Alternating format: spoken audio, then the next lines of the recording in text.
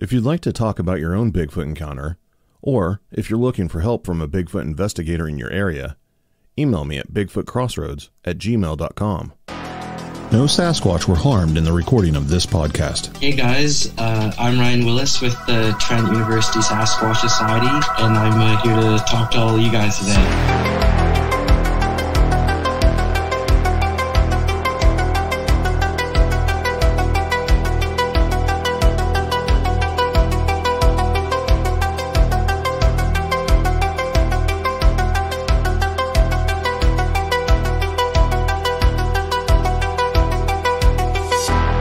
Ryan, welcome to Bigfoot Crossroads. You are officially the first Canadian guest and guest outside of the United States for me. Yeah, no, it's great to be the first. Yeah. You're representing the entire country. No pressure. Uh-oh.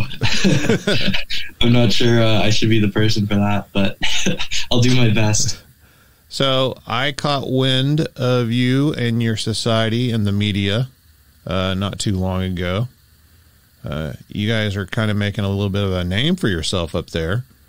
Let's just start off like why Bigfoot? What captured your interest about Bigfoot? Yeah, so just when I was a kid, really, I'd watch Finding Bigfoot all the time. Probably when I was, around like 11 or 12, that's kind of when I got into it.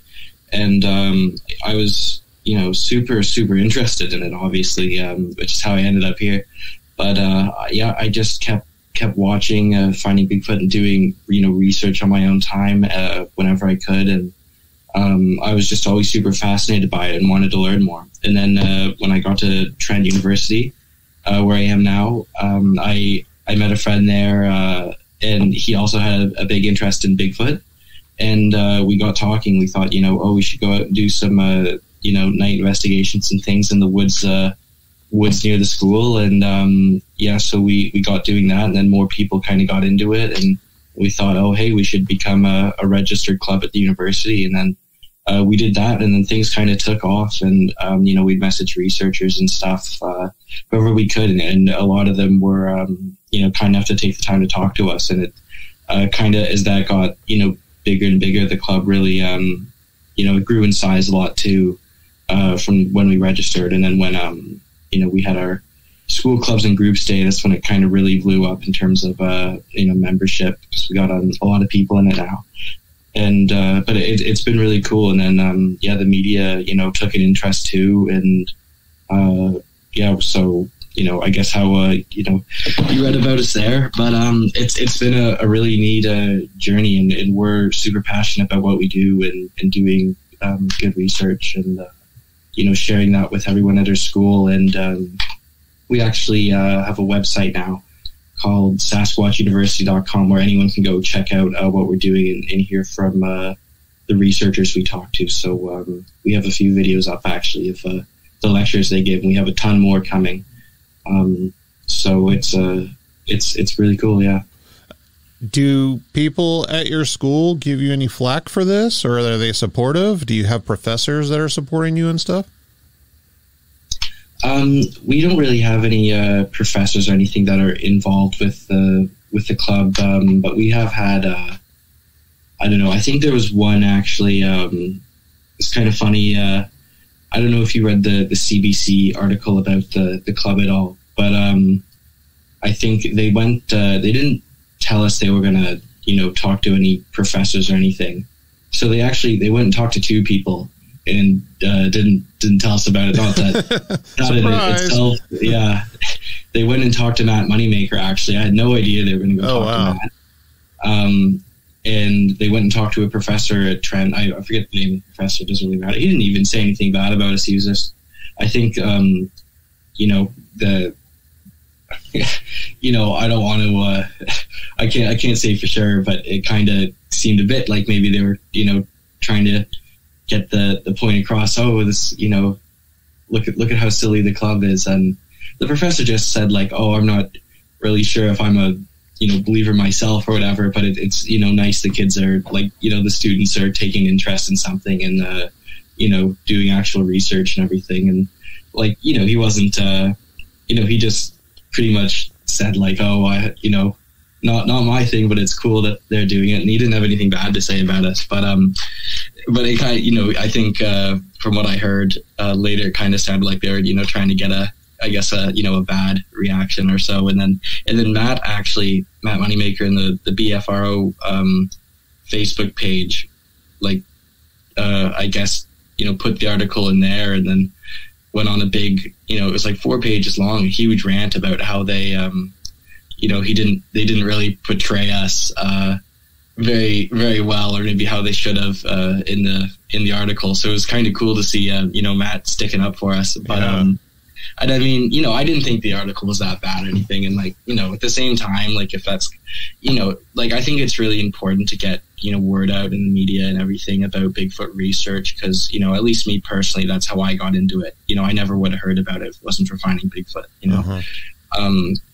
and then, what we're trying to do is get other schools into like, Sasquatch research and get the academic community behind this. So, and that's, the outreach has paid off, in that sense. So, if we get maybe a little bit ripped on here and there, like it's, I think it's still worth it to, spread word about the research and let people know about what we're doing. Because then people, open-minded people, come and look at it and see that there's actual research and evidence. And, so I think that is really important. But yeah, that's probably an example of maybe a bit of I forget what you said there. Little flack, little ribbing. Yeah, a little flack that we've gotten. And then some of the students too, like, no one at the school, none of the students have ever actually had anything bad to say. A lot of them are kind of confused. They're like, what, like, what is this?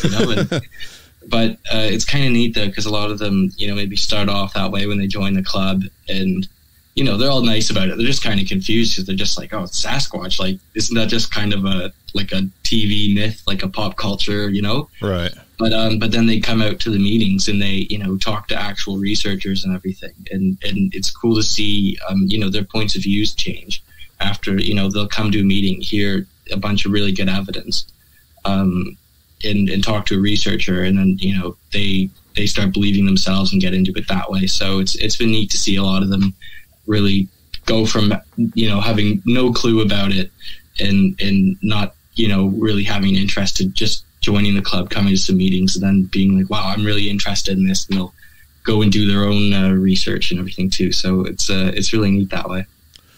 In one of the articles I read, I don't know if you mentioned this already, but you guys are up to like around 150 members. Is that correct? Yeah, it's a little bit higher now, actually. It's I think it's in the 160s now. Did you do anything to promote it? I mean, how did you get that many students to join up? Yeah, I honestly just think because it's such an interesting subject, as we all know, I'm sure everyone listening knows that, but I think like we got most of our members joining just at the clubs and groups day. So, and that's just when, like the school, has all the clubs come out on one day and they all have kind of like a stand set up and people can go around and talk to them and see what they're about. But we got like so many signups and everything. And, we don't put like, a lot of other clubs put, I guess, kind of pressure, like, oh, if you join, you have to come to every, and yeah, but like, we're pretty, casual in terms of like, if a student, misses a meeting or something, it's no biggie, right? Like, but we're the executives and myself obviously are there every single time, but like, so they, I think kind of because of that, and then just because it's so interesting, like they all, so many people signed up and got really into it. So it's been really cool. Like most of the other clubs, I think from what I kind of heard, get maybe like, 20 signups or so. And those are kind of like, I'll come check it out, but I don't know if, and it's neat just having, so many people take an interest in it. And then throughout the year, people hear about us and stuff too, and join that way, or, through friends and things. But, I'm really looking forward to this coming year though, because we have like a lot of stuff planned to get a lot more students into it. So I'm really looking forward to that. I wouldn't be that surprised if we were by September, if we had like 300 members. I wouldn't be surprised, just because the clubs and groups day is like the big day to get people. But and then with the other stuff on top of that, I think it'll really grow within the school. It's kind of funny, actually. I feel like we've done a much better job of outreach, like outside of the university than inside. There's people, we had a stretch, maybe like we were on the news at maybe once a week type of thing for a few months. And, we're still on lots of like podcasts and news and stuff, probably not as frequently as that 2 months, but, still every few weeks. And, and a lot of people at the school did hear about us that way, but a lot of people still had no idea. And then I was like hearing about just, family friends and stuff that were just watching the news and just saw us on the news, I don't know. I thought that was kind of ironic that, and then I thought, well, maybe we should, try to up our game in terms of getting known in the school, because we've only been a club for 1 year too. So yeah, I mean, that's really great. Membership, publicity, and everything else for being around for such a short amount of time.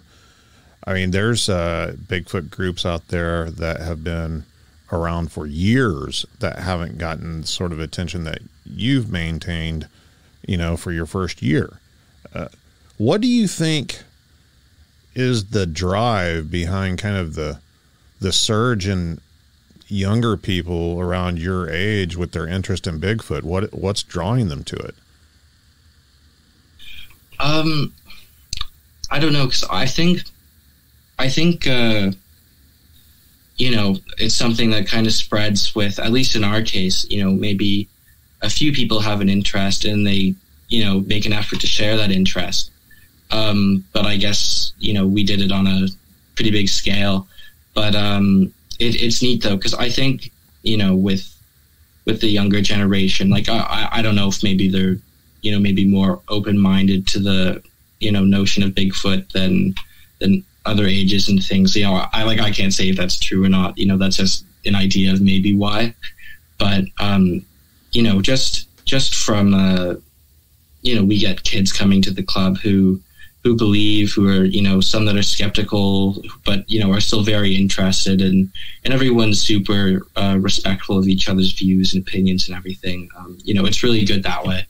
And, yeah, because, we have students that come out and they go, I don't know if I'm a believer, but, it's still so cool to learn about, and that's, a lot of really good evidence. And then there's others who, like I said, had no knowledge or belief, and then, after the going to club meetings, that all changed. But I think it's, maybe just, that we've made an effort to spread it in the university and stuff. I think that's a big thing. And then, I just think,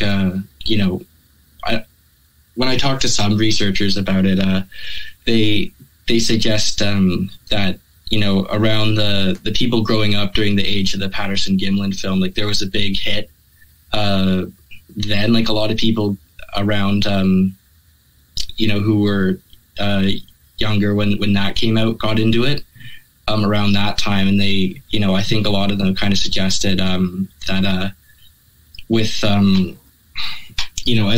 they get older, there's, obviously been nothing like that footage that's come out since then that I guess drew a lot of people into it. So I think they kind of feel that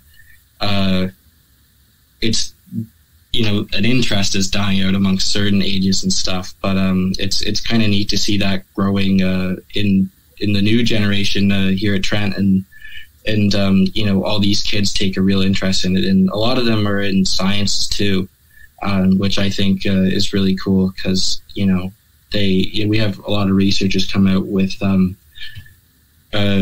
scientific evidence and things that you have a much better understanding of if you're already in sciences. So it's cool to see them have those conversations. really get what the other person's talking about. So I don't know if it's just a mix of having an open mind and then kind of giving all the students a place to learn about it. I think that's probably it, but yeah, it's cool to see them all get really into it though. There was definitely, over the years and talking to people and just podcasting in general, asking, the almighty question, how did you get interested in Bigfoot? The answers are always the same. Every once in a while they'll go off the grid with something random, but usually it's depending on age. You have the Patterson footage, you have the Legend of Boggy Creek.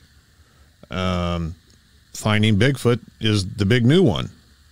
I think that show did a lot, and obviously that's why we're having this conversation right now. Is there a particular moment on that show that stands out that just really like grabbed you, that you recall, where it was just like, oh my God, this is for real? Like, that's so cool. I don't know if there's one moment exactly, because just going up, I was so excited every week. I think it was on Tuesdays, at least where I'm located, and I was just so excited, to come home from school, and then I think it was on at 8 or 9, and watch it every week, and it's an hour, hours of goodness. But yeah, I don't know. I thought there's a lot of different moments where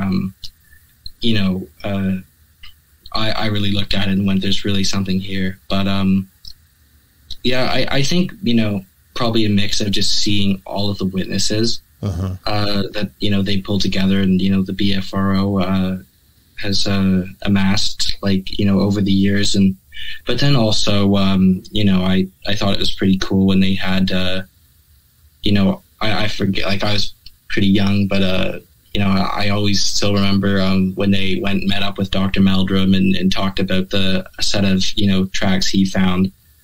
That was another really cool thing for me. And then just a lot of the different witnesses and things, and just the way they talk about it. And they're all just level-headed people that, just genuinely saw something and, wanted to get in touch with, someone about it and, let them know what's going on. Yeah, that was all just all of it was really what did it for me. And then it was, neat too when I came to Trent and, met someone that had also, seen the show a ton growing up and knew all about it. And yeah, and it's really cool now because, we talked to, we've talked to Matt Moneymaker before. We've talked to Cliff Brockman, Dr. Meldrum too. And it's, they're really remarkable people, and it's really cool to get to learn from all of them. Which one's your favorite out of the Finding Bigfoot crew? Yeah, that's right, buddy. I don't know if I should say. It's Bobo, isn't it? It's always Bobo. Yeah. Well, I haven't actually gotten to talk to Bobo yet, but hopefully, I hope at some point we get to. But yeah, I'm a big Bobo fan, but I'm a big Cliff fan myself. I just got to be honest. Cliff's more my style whenever it comes to Bigfoot ideas and research and stuff. Not that there's anything wrong with Bobo. Bobo would be cool to hang out with. But yeah, I'm a Cliff guy myself, which is fine. I just wanted to hold your feet to the fire a little more. And now I'm going to keep on pressing your feet to the fire, because I did look at your website. And why don't we go over some of the speakers you've had, because one of them really caught my attention. I bet I could guess who it is. I bet you can. What did you say? Todd Standing. Yeah, so what do you want to know about him? I mean, what? He spoke to your group? Yeah. What were your thoughts? What was your takeaway on it?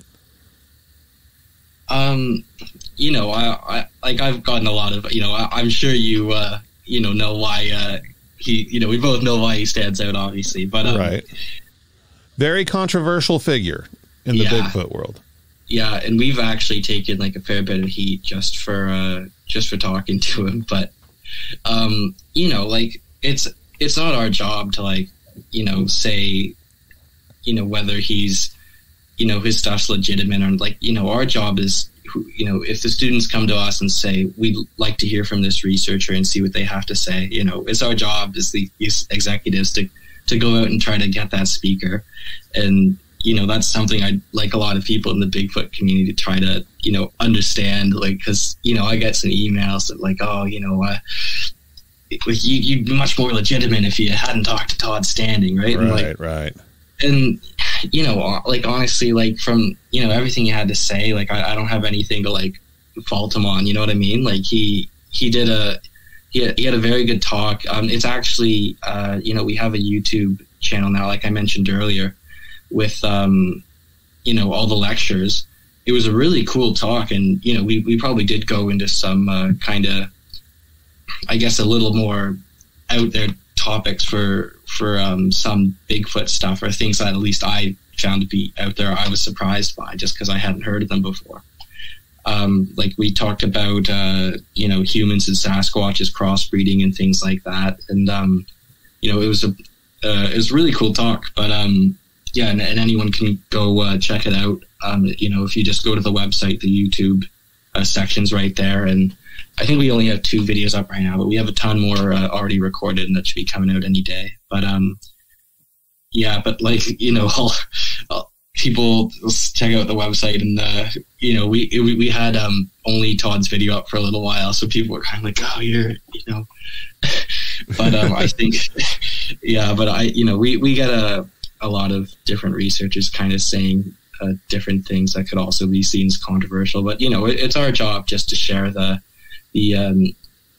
let them share the information with our students, and we just let we let the students decide what they take as true and false. And, we don't push anything on them, and because like I said before, we have gotten some slack for talking to Todd, but like I don't have anything to fault him on. Like he gave a great talk, and it was very nice of him to come talk to us. And so I think regardless of if you believe him or not, as far as his evidence is concerned, he has a good message.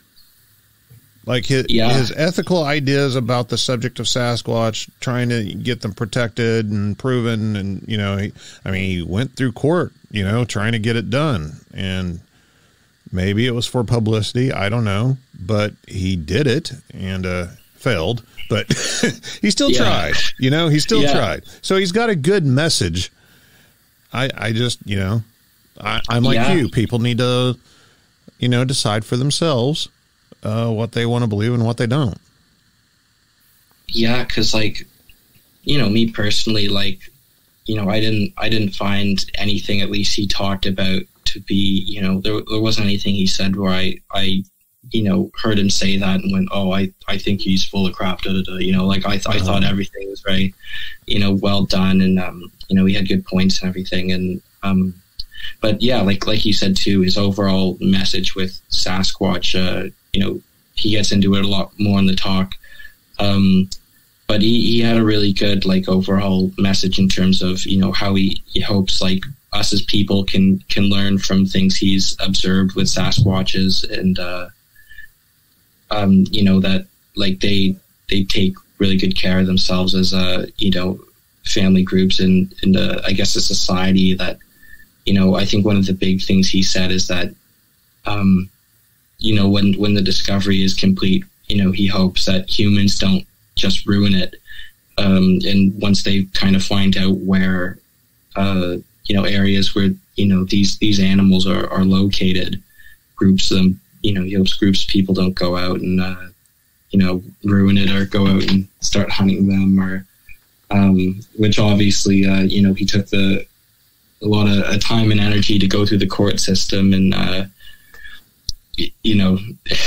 go through that whole.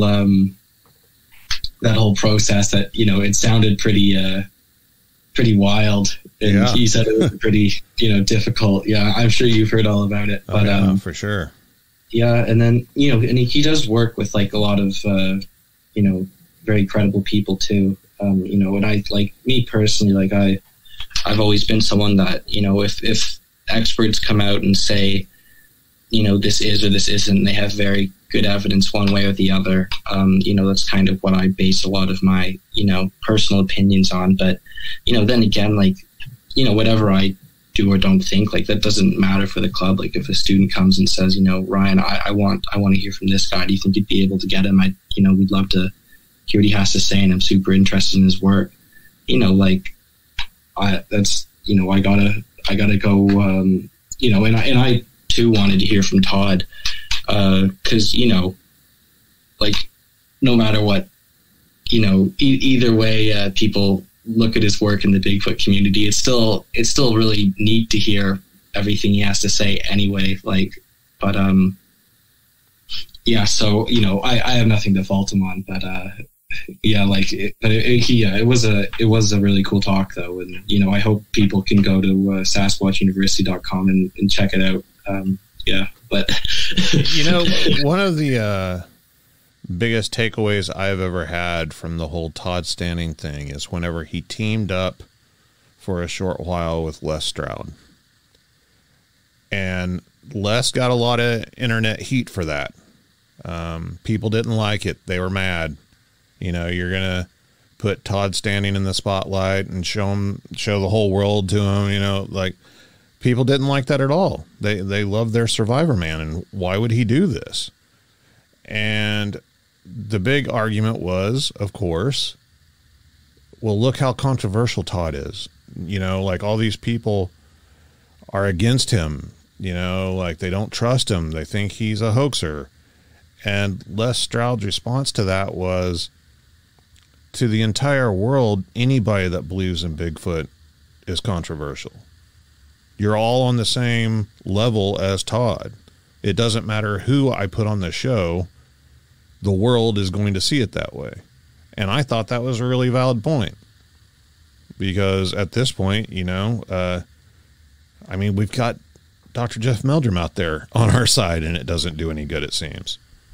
But apparently, young people like yourself have got the drive and the initiative, and you're looking at it with an open mind, which should be done.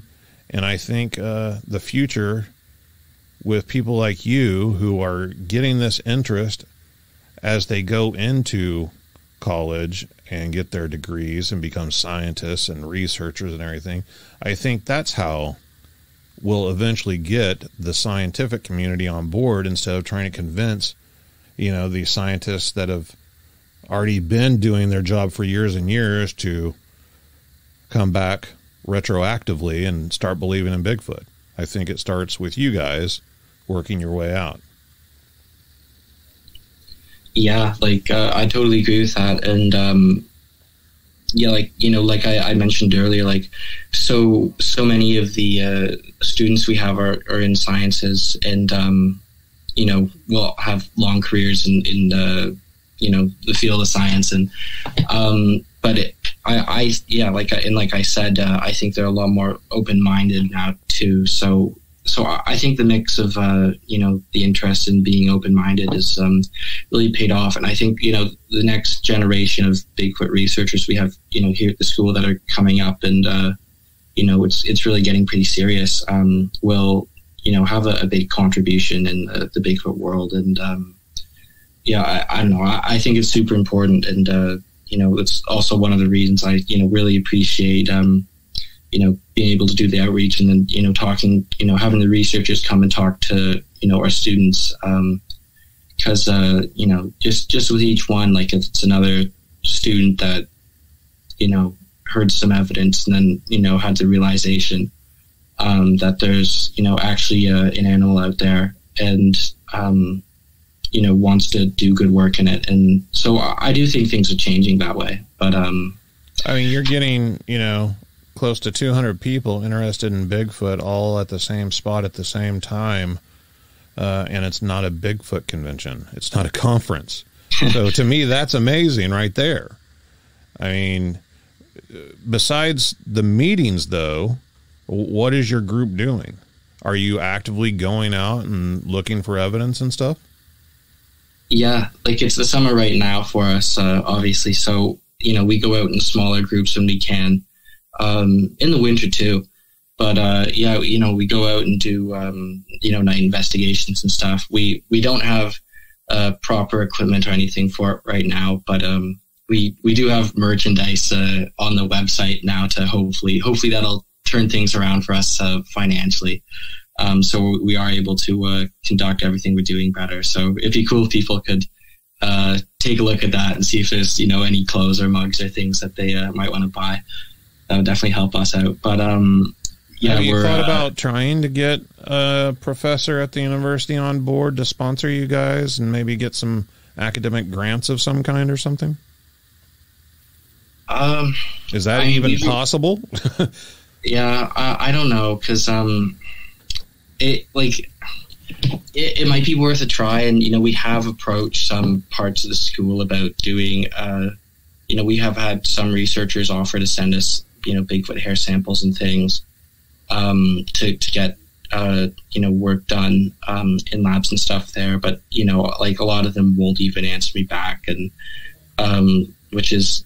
It's too bad. And some do answer back and say, "Oh, I don't think we'd be able to do this," but good luck and nice about it. But in terms of getting a professor, I'm not 100% sure if we'd be able to get grants and things, but maybe that is something to maybe ask around about. But we do get a bit of funding as a club. We get $500, but that's not doesn't go far. Yeah.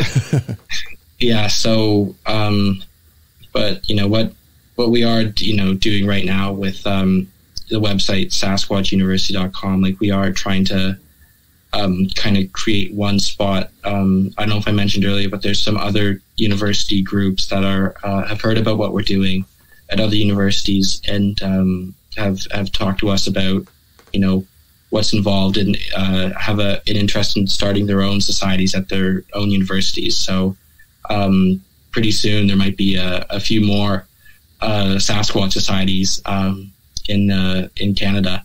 So that's pretty cool. And there's another one in the States too that just over the past bit I've been trying to get in touch with. I haven't seen my email yet, I guess, or maybe they haven't. But we're hoping to get a few schools kind of under, behind what we're doing, and all kind of work together and share information to really work together and spread Sasquatch research in the academic community. So, I'm hoping that's a big goal for us this coming year too. So I'm hoping that'll go really well, and with kind of all of us coming together, make a big impact. But in terms of getting a professor on board, I mean, just we have talked to some professors and things just about doing certain lab work and stuff, but a lot of them are nice about saying no. But we usually get a no, and I mean, not that that's a reason to stop trying, but and then what I've heard about too is that a lot of people that are academics who are involved with Bigfoot do take a lot of heat at their institutions. And apparently, I don't know if you've heard about this at all, but there's a fair bit of kind of underground Bigfoot societies of academics that, more like professors and things that just don't, want to have their funding pulled. Right. Because, you come out and you're a scientist and you say, "Oh, I'm involved in Sasquatch research." A lot of people jump all over you, and so I think it'd be tough to get a professor, at least at our school, to maybe help get some type of a grant. But it is worth looking into. So maybe I'll ask around a bit more, but we'll see how that goes. Hey, You've done such a good job on your own. If they don't want to jump on board, that's their mistake.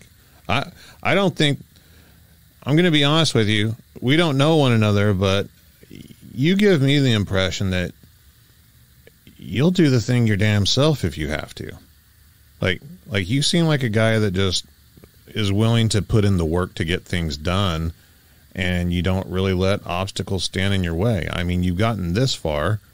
I'm in Tulsa, Oklahoma, and I heard about you before you ever contacted me. So I think you're doing a fantastic job as it is.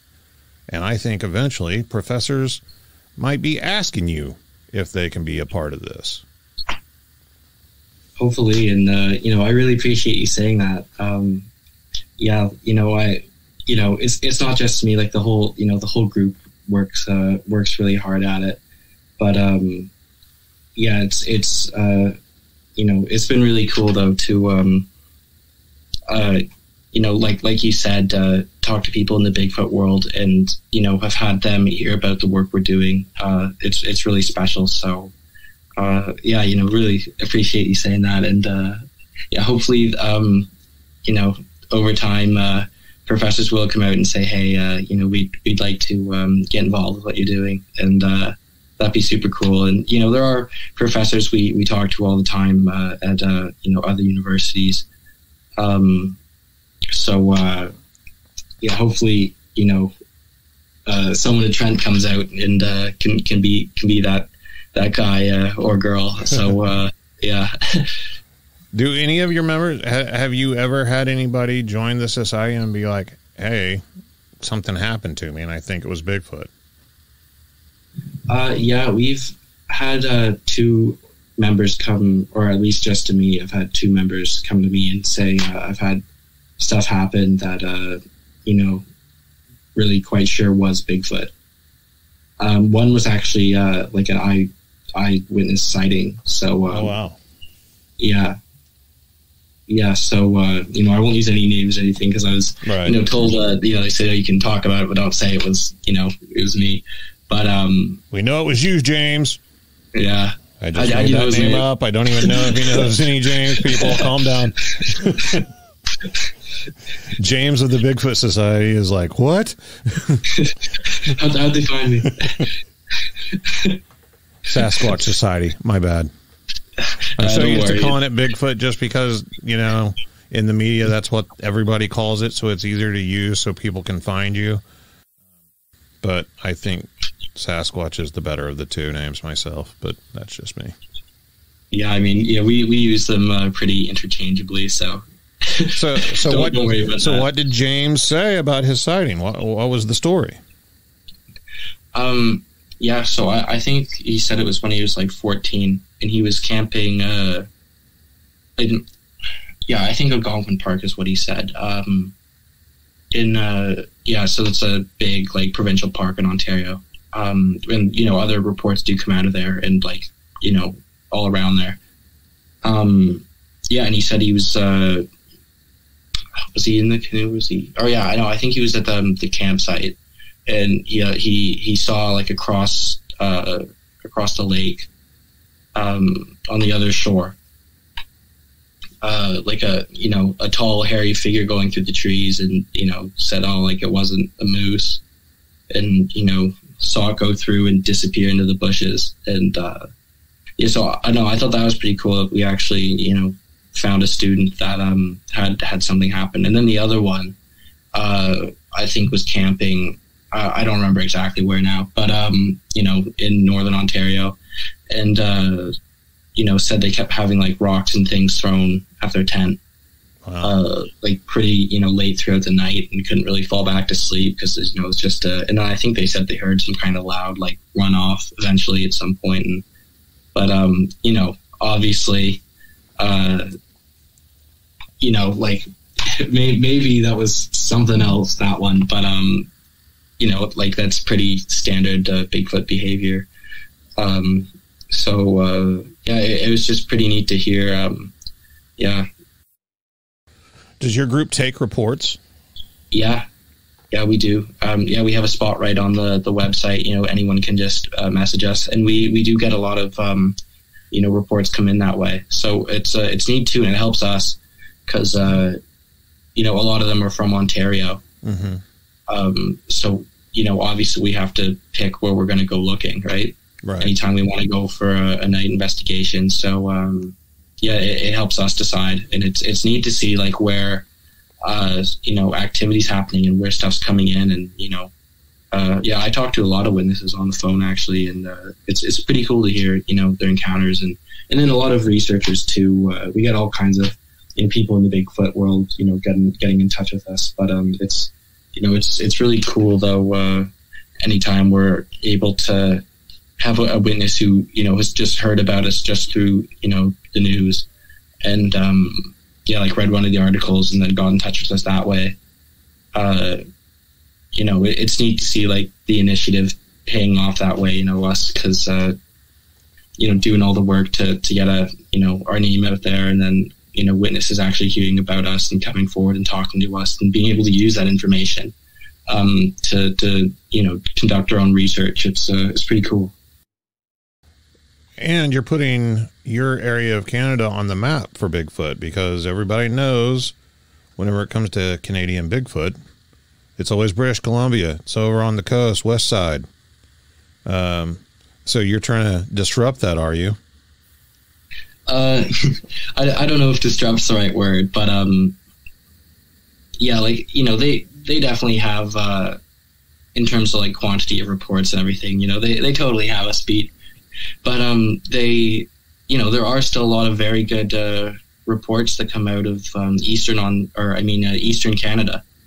So it's not just on Ontario too. It's the whole whole eastern side of the country, like Manitoba. Reports come out of there, and Quebec too, especially. I really want to go on a investigation in Quebec sometime when I can. It's really cool up there. It's really cool terrain too. Like it's very hilly country, and if you go like further north in Quebec, there's even like mountain ranges and stuff. So it's pretty cool. And then even in the Maritimes in Canada too, reports come out of all the time. So it's not just Ontario either. But I don't know. I wouldn't say we're disrupting because obviously Alberta and British Columbia out there in the mountains and the rainforest and everything is there's a ton of history and really strong evidence coming out of there all the time. And but Ontario has its stuff too, and there's obviously very good evidence that this animal is here. And we're fortunate enough to get to talk to a lot of people that have a lot of stuff to back that up. So, yeah. So what do you think is the biggest obstacle standing in the way for proving that they exist? I think, I don't know, because for me, it depends like what someone would define as Sasquatch existing, right? Because if you get a video and then you get like certain hair samples and things and really good footprints, like a bunch of stuff to, essentially everything you could have but a body in a lab or a Bigfoot in a cage at the zoo, right? Like if you had everything but those two pieces of evidence, right, would that be enough for some people? I would say no, because we have that. Yeah, exactly. Right. So I would say the biggest thing right now is actually, catching one, because, these animals are rare enough as it is, and they're, obviously very intelligent animals, which we all know. And so if you're lucky enough to see one, how are you going to catch one of these things? Yeah. Right? Like they're not going to come, you're not going to put like a Scooby snack in like a cage or something and it's going to, walk right in and, the door comes down and it's not, and catching most animals isn't that simple. So to catch a very, very rare one that lives in very remote parts of the world, that's quite intelligent.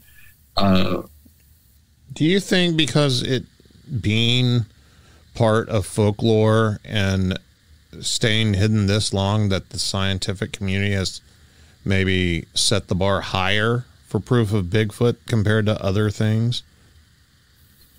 I think so, but then again, like to prove anything, like, especially for the scientific community, I think, like, for any of them to really come to terms with it and be like, oh, this is a real animal, 100%. There'd have to be, one in a cage somewhere, or like I said, in a lab, whatever, that they've done studies on and tests on, and it's a new species. It's not just a dude in a Bigfoot suit right. in the zoo. So of course there's all those things, but I think for the scientific community to fully accept it, that's probably what you need. I think there's a lot of members of the scientific community that look at the evidence that's already there and go, okay, this is sufficient and does prove that there is something here. But like I said, though, I think having a specimen is really what would make scientists and just the whole world look at it 100% and be like, oh, okay, these things actually are here.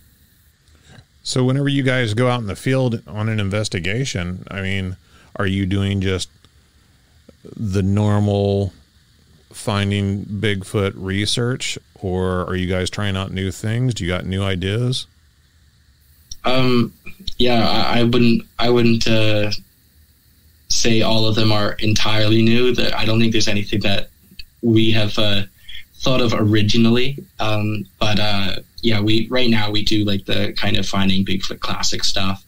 But that's not to say that we don't have other stuff we'd like to do in the field. Like we do want to do, where we read a lot about the eDNA.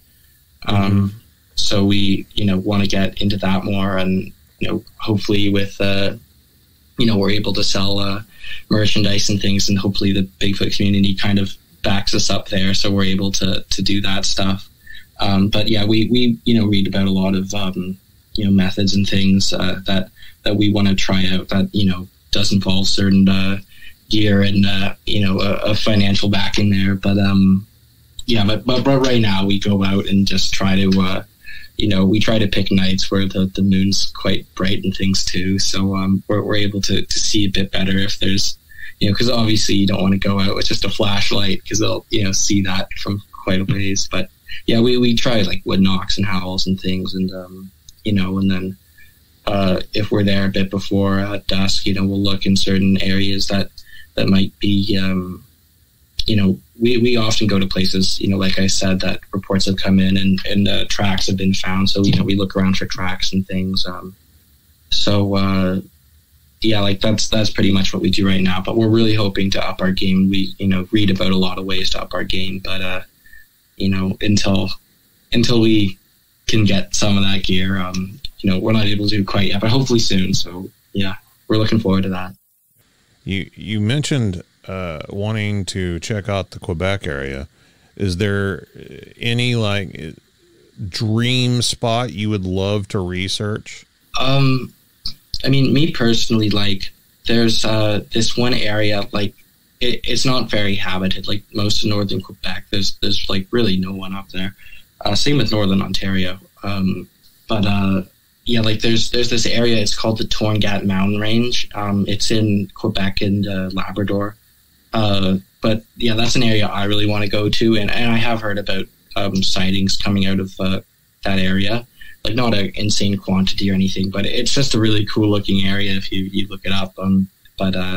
I just think that's a really cool spot that so something could stay hidden. And I am kind of myself a believer in the idea that Sasquatches that haven't had to hide from as many people as ones maybe living in more populated areas.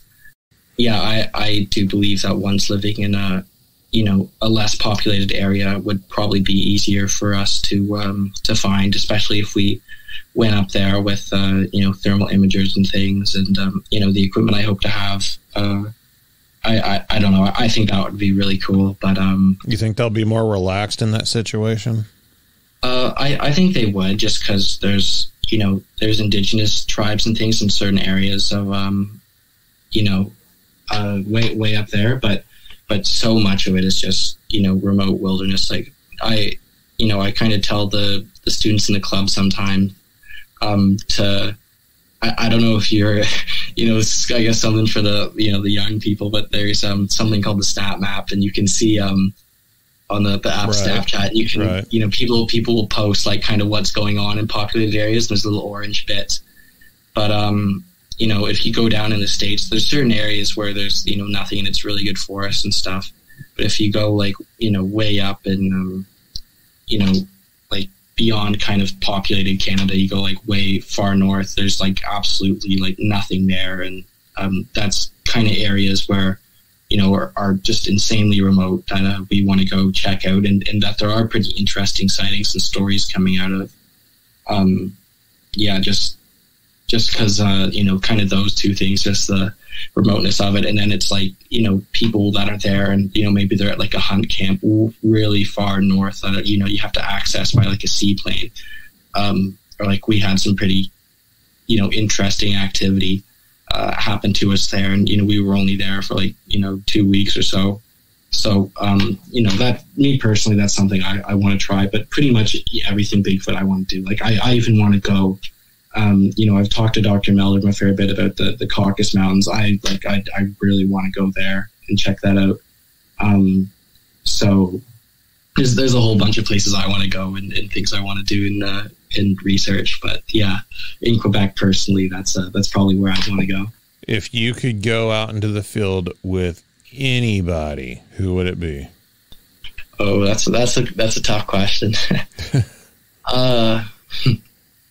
I don't know. I mean, we talked to Dr. Meldrum a fair bit. I'd really like to go out with him, but I'd love to go out with the Finding Bigfoot guys too, especially. I know I'm supposed to pick one, but I'd love to go with Matt, Bobo, Cliff, and Renee. And, I know they're not all together right now, but I'd love to go out with any of them. And, anyone that, wants to have me really. But like, yeah, there's a ton of really cool researchers. Pretty much every researcher I talk to, I'd like to, go check out what they're doing. Todd Standing too, and actually, I'd love to go check out what he's got going on in Alberta. I would love you to go check out things with Todd Standing and let me know if he's telling the truth or not.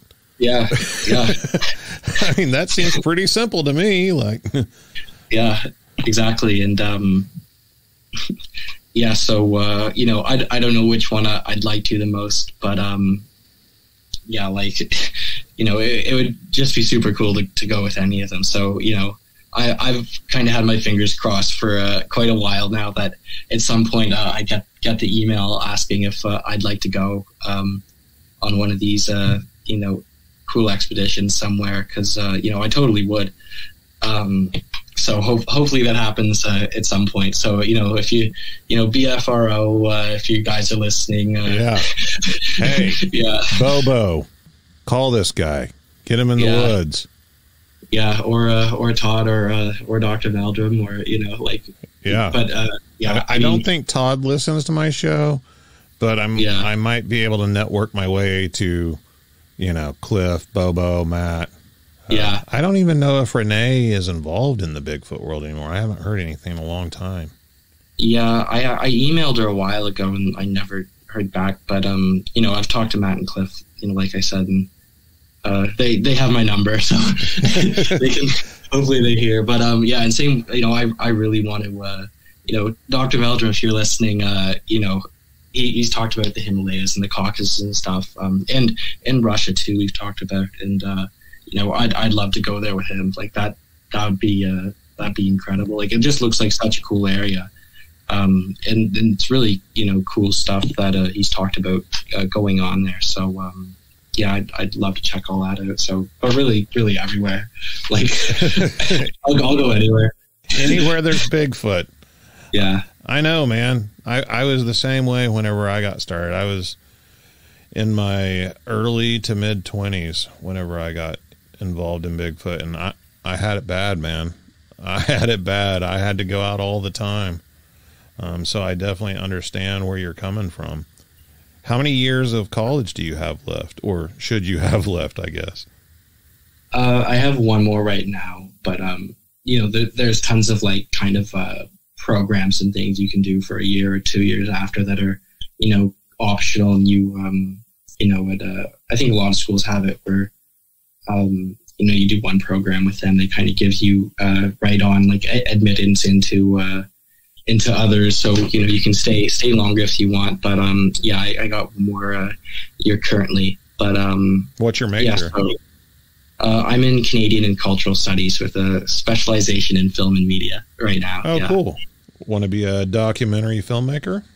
I mean, it wasn't really. That's just the specialization, so that's more of like a minor.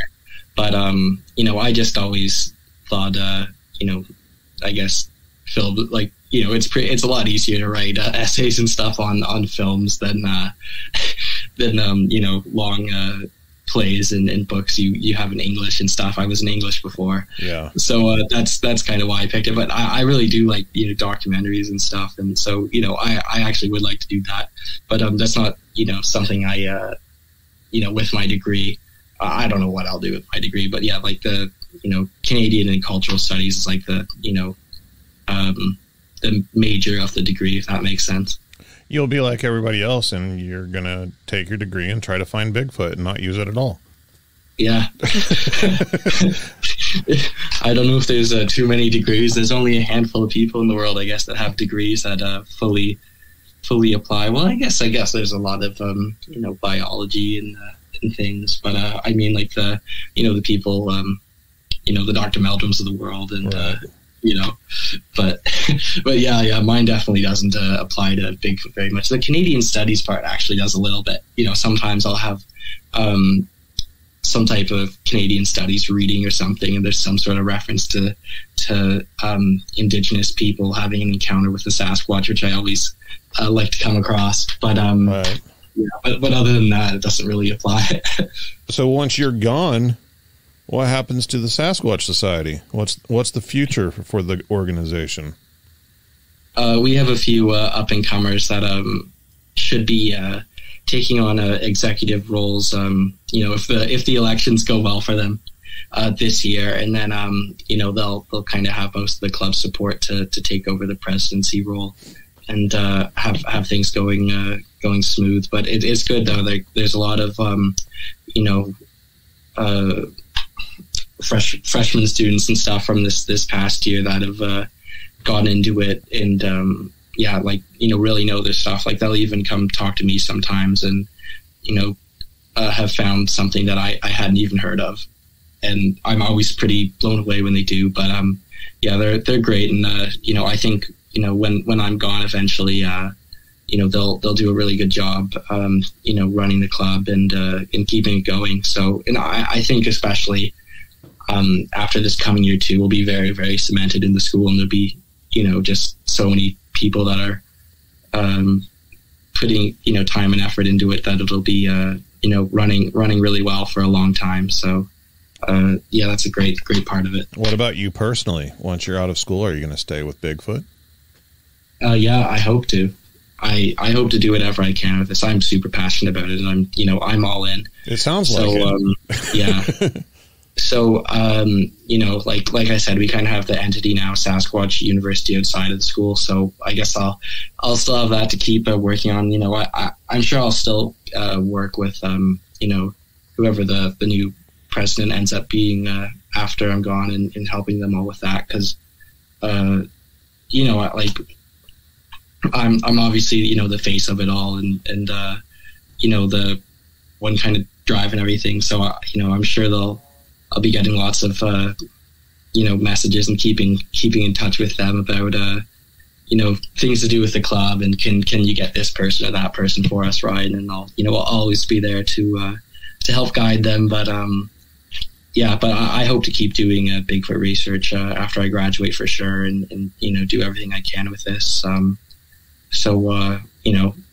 guess without the university club, it'll be, a bit different, but I'll still be involved, and hopefully with kind of all of them getting together under Sasquatch University, like I mentioned, I'm able to help them all that way. So that would be that'd be really cool, and I obviously like I said, want to do everything I can. So what's your family think about all this? Yeah, it's funny. I get that question sometimes, and I don't know. I think it's kind of funny.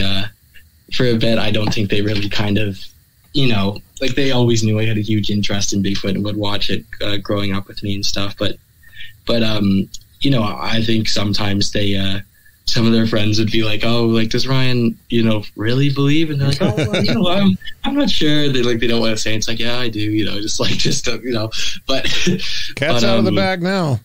Yeah, and but they're all super supportive and like what I'm doing, and they have a bit of an interest too. I think, especially because they, I'd make them all watch it with me.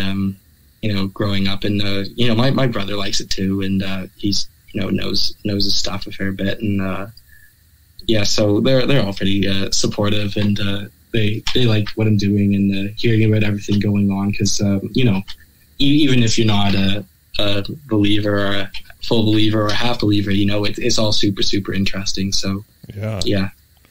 Have you ever had any experiences in the paranormal, or do you believe in any other cryptids or anything?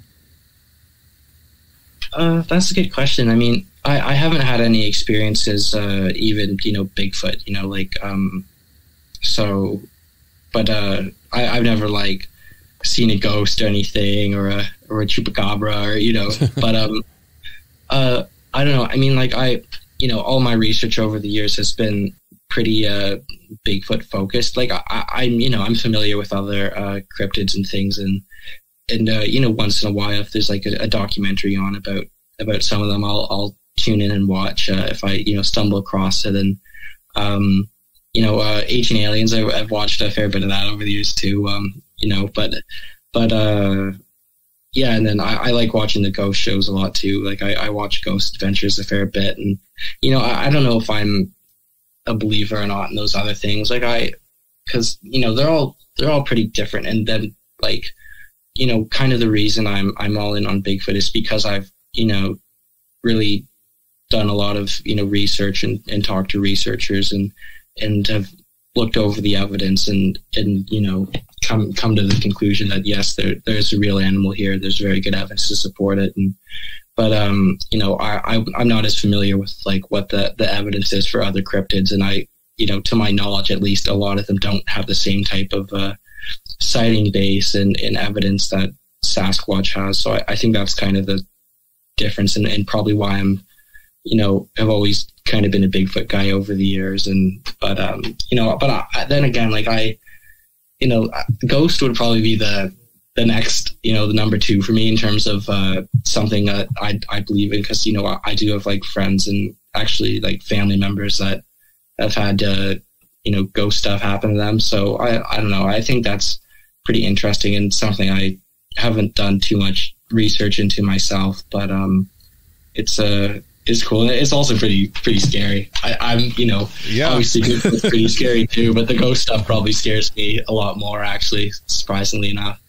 But I don't know. I guess it's just something about the coming back from the dead and all that, and I guess it's a lot to take in. But so is Bigfoot. But yeah. So I don't know if I believe in any other fully, but they're certainly very cool as well, and I like reading about them when I get the chance. If I remember correctly, in one of the emails I received from your group, it was mentioned about the admittance or disclosure about aliens and UFOs, and that in the future the same thing will happen for Bigfoot. Am I right about that? Yeah. Is that just a sales pitch, or are you really believing that? Like, bit of both, definitely. But but we do, like, we definitely do believe that, because I think they're pretty good in comparables, because like when you compare the two, like, just if you go back in time, like I think it was 2 years ago now, a year or 2 years ago, they released, the Pentagon released the UFO footage, right? Right. But if you just go back like 3 years, right, like someone says the word UFO, it's kind of like, oh, ha ha ha, right? Like, absolutely. You know, and anyone that saw a UFO is like, you know, a crazy person, or there's no real evidence for this, but then, you know, the U.S. government comes out and says, oh, it's all legit. We have footage. We don't know what these things are, but it's happening. And we have, you know, evidence of it, and the people that this is happening to aren't crazy, and they're, you know, very good, you know, military people that know their stuff, and, you know, obviously, you know, the military isn't having run-ins with Sasquatch like once a week, but or maybe they are, I don't know. But I've heard some pretty crazy stories coming from Canada. Yeah. Do you think there's a government cover-up going on with the Sasquatch? I mean, I've heard researchers say stuff about that, and I've actually heard a lot about that, but I don't know. I haven't seen any evidence or anything that makes me look at it and go, no unmarked black cars pulling up in front of your house or anything. Yeah, you know, there's no, you know, the black cars aren't circling my block or anything, you know, like, or maybe I'm just not looking hard enough, but maybe the SWAT team's outside right now, but yeah, like, I don't know, I don't have anything that, you know, makes me think that is what they're doing, but and then kind of all the evidence I've heard in favor of government is covering up Bigfoot. You know, I've never looked at any of the evidence in that camp and been like, okay, that's good enough evidence for me to think that is what's going on. And, you know, people make points about like, oh, if it was, you know, a lot of people could stand to lose a lot of money and stuff. And I don't know. I don't think, like, you know, there's new species and things that are discovered and, you know, all the time in different parts of the world, and like the governments aren't like going out of their way to try to like sabotage it or like, you know. So, and then obviously as a result, like there's certain protections and things put into place depending on the country, of course.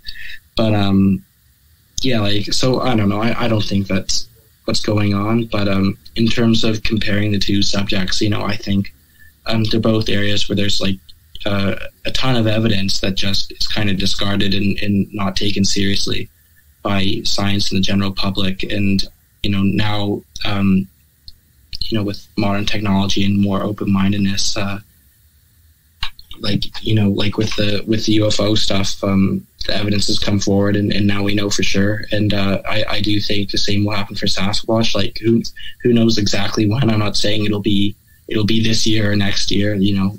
It's tough to say exactly when, but I do think at some point it'll be a very similar situation in terms of it not being taken very seriously, despite the amount of research and witness reports coming out of everywhere, and that, you know, it will be accepted over time, and that we will have sufficient proof, and who knows, maybe the government will come out and say, oh, we had them the whole time, you know, but I doubt that. But yeah, but I do believe that, you know, that the two subjects will be handled in the same way as time goes on. All right, man. Where can people find you? Is it SasquatchUniversity.com? Yeah, everything's right there. You can find our social media through the site, merchandise if you want to, you know, help us out and support what we're doing. We really appreciate that. And the YouTube channel too. I really hope people check that out, because I think we only have 2 videos up right now, but we have a ton more coming that, you know, they're just really interesting talks. I'm always pretty just surprised every week when, you know, I learn something new and something, you know, just some really unexpected things. But yeah, they're really cool talks, and, you know, we have a lot more of them coming. So I hope people can like the YouTube channel, and yeah, I hope all of it grows within and even outside of the Bigfoot community. But yeah, SasquatchUniversity.com, everything's in one place there. So it's a really great place for people to go see everything we have going on. So yeah, I hope everyone listening checks it out. Absolutely. If you are going to a university and want to start your own group organization for Bigfoot research, get in contact with Ryan. He can tell you how to do it, get you started on the right track. I think it'd be awesome to create a big network across the entire continent. Go buy some merchandise so he can get some damn equipment. People, come on. It's hard. It costs a lot of money. Help this guy out. And subscribe to his YouTube channel. I'm going to. I want to see these videos of the speakers. I'm interested. I think a lot of people would be interested. I think you're doing good things, and I'm glad you agreed to come on my show, Ryan. I've enjoyed it thoroughly. Yeah, me too. And thanks so much for having me on. And if you ever want us back again, we're here anytime. So just shoot us an email. And anyone listening, if you want to get in touch with us for any reason, please do. And like you were saying, if anyone in the university wants to start a club, we have tons of tools and resources and information we've collected over the past year that we'd be happy to share and work with you guys with. So and thanks for having me on. Absolutely. Trent University Sasquatch Society, the future of Bigfoot. And until next time, remember, there's something in the woods.